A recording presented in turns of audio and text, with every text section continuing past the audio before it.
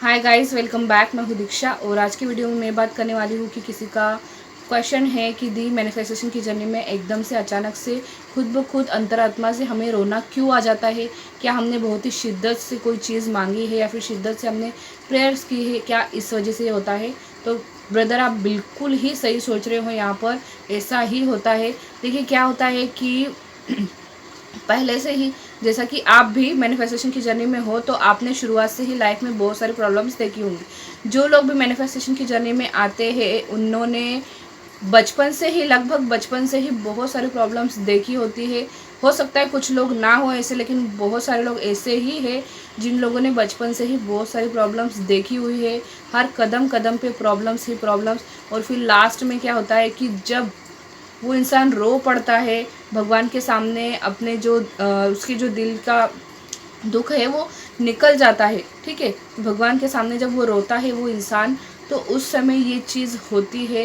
या फिर मैं ये कहूँगी कि भगवान के सामने बहुत ही शिद्दत से प्रार्थना करता है किसी चीज़ के लिए कि मुझे वो चीज़ मिल जाए, मुझे वो इंसान मिल जाए, मुझे वो जॉब मिल जाए। ठीक है, या फिर मेरे अच्छे मार्क्स आ जाए। मतलब बहुत ही ज़्यादा गहराई से अगर कुछ चीज़ को मांगता है, बहुत ही ज़्यादा प्रेयर करता है किसी चीज़ के लिए, तो उस इंसान की आंखों में अचानक आंसू आते ही है। ठीक है, और आंसू आने का एक मतलब यहाँ पर ये भी होता है कि भगवान ने आपकी प्रार्थना सुन ली है। ठीक है, अगर आप मान लीजिए आप प्रार्थना कर रहे हैं, कोई बुक भी आप धार्मिक पढ़ रहे हैं, मंत्रा चैंटिंग कर रहे हो, ऐसे में आपको उबासी भी आती है। ठीक है, तो समझ लीजिएगा कि आपकी जो प्रार्थना है वो स्वीकार कर ली गई है।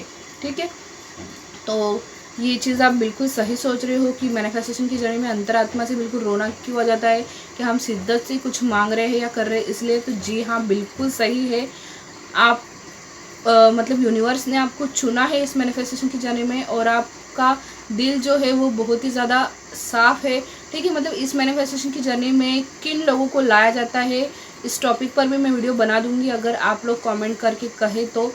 ठीक है, तो मेरा कहने का मतलब यहाँ पर यही था, इस वीडियो में आंसर देने का मतलब यही था कि आपने बहुत ही लगन से, बहुत ही शिद्दत से किसी चीज़ को यूनिवर्स से मांगा है तो आपको मिलेगी ज़रूर।